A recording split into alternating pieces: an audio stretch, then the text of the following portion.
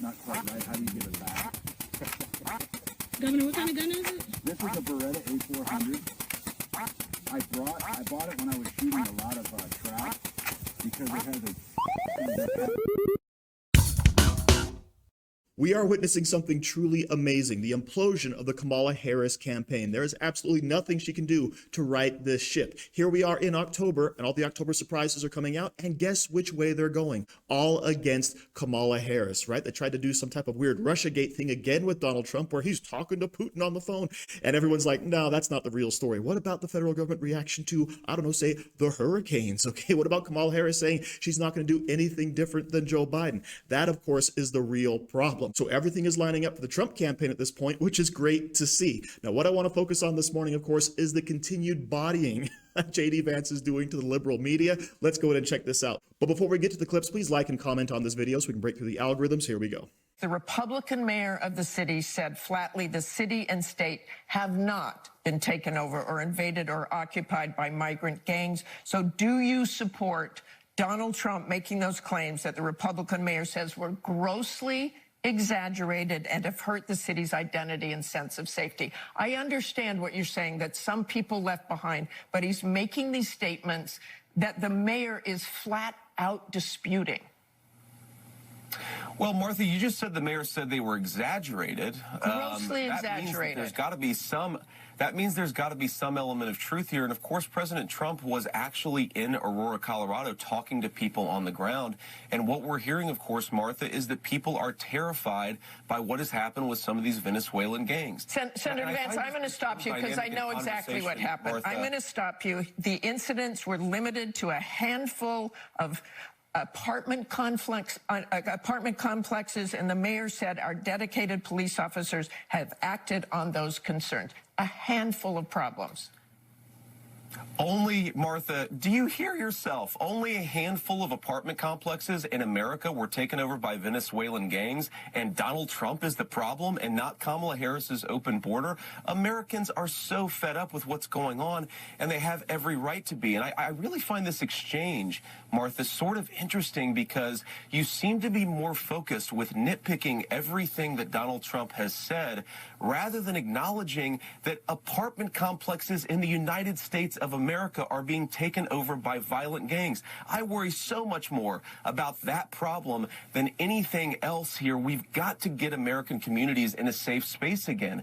And unfortunately, when you let people in by the millions, most of whom are unvetted, most of whom you don't know who they really are, you're going to have problems like this. Kamala Harris, 94 executive orders that undid Donald Trump's successful border policies.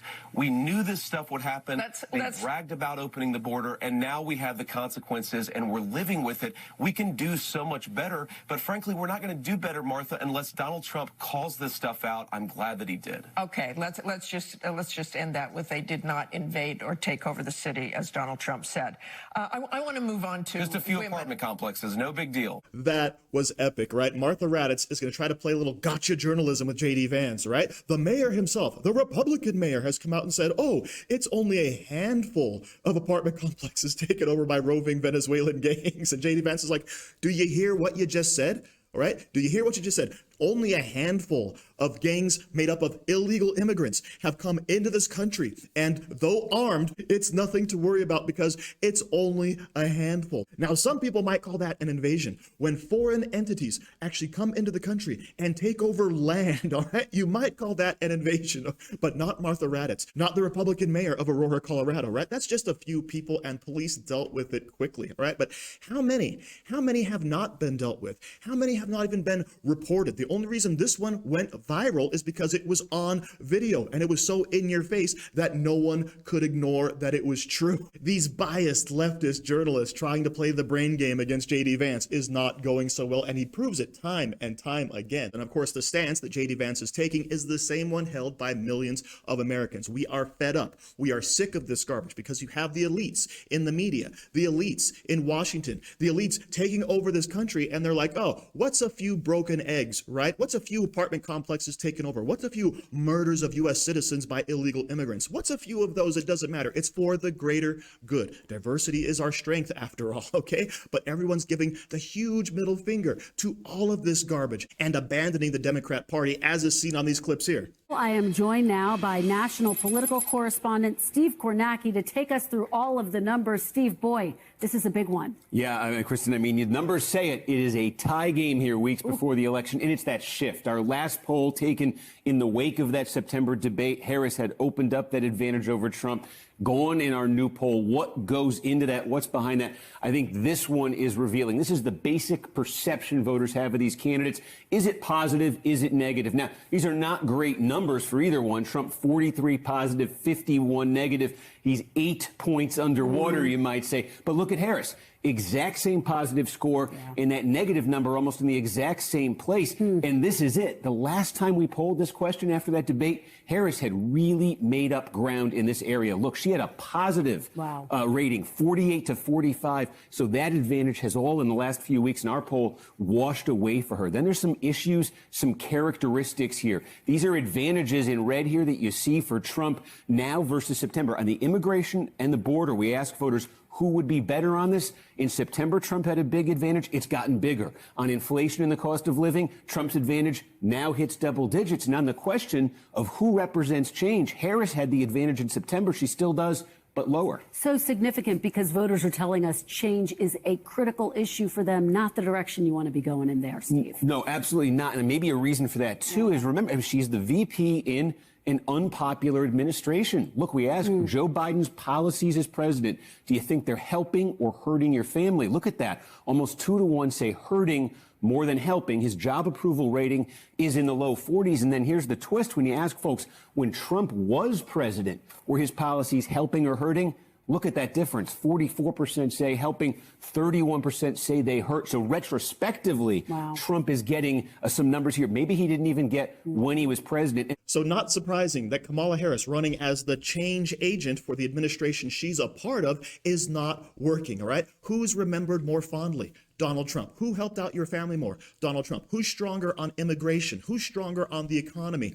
Donald Trump, all right? Kamala Harris's campaign is going down in flames, and they can't do a thing to stop it. They hide her away. People get upset because she's not answering questions. She gets out there and speaks. People are like, ugh, ultimate cringe levels for Kamala Harris because she can't speak in public unless, of course, she's reading off a teleprompter, okay? And these numbers, of course, are backing that up. And don't forget, this is an NBC poll, where Donald Trump was supposedly down by 5, and now it's a dead even race, 48-48. So he's made up that 5-point difference despite this being from a leftist poll. And this is not the only good news.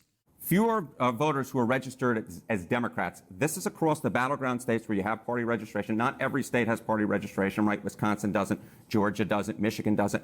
But in the battleground states where, in fact, you do have party registration, there are now fewer registered Democrats in Arizona, fewer registered Democrats in Nevada, fewer registered Democrats, and of course the great state of North Carolina. So what we're seeing in Pennsylvania is being seen in other states as well. More folks are registering as Republicans as compared to Democrats. But we're looking at the battleground states. Let's take this out nationally, all right? This is party registration, but let's look at party identification. Party registration, of course, is you're actually registered with a party. Party ID is when you say, I feel like a Democrat today, I feel like a Republican today. They're correlated, but they're not exactly the same. But I think it gets at the trend that's going on here, Manu. All right, so party ID nationally. You go to October, November of 2016, Democrats had a 3-point advantage. You go 4 years ago, Democrats had a 6-point advantage. Look at where we are today, Manu.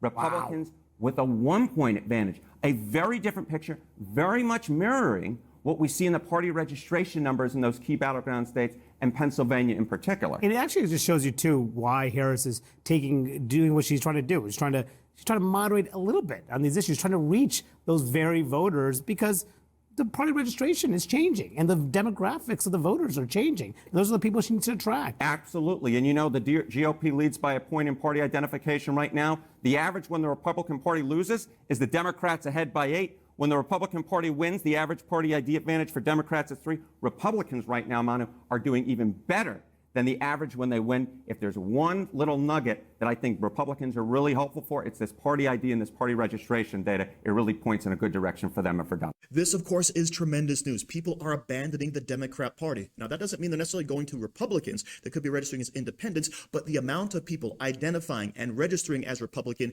is moving in the right direction. This is going to be, hopefully, a red wave November. Everyone is seeing that the Democrat policies have led to an unstable world, an unstable economy, a situation in this country that is not safe for American citizens. And it's all solely to blame on the Biden-Harris administration. And I can't believe they thought it was a good idea to replace Joe Biden with someone who's actually in his presidency. It boggles my mind, but I'm so glad they did it. So thank you for watching. Don't forget to like, share, comment, subscribe, and stay safe out there, people. Sarah coming after you.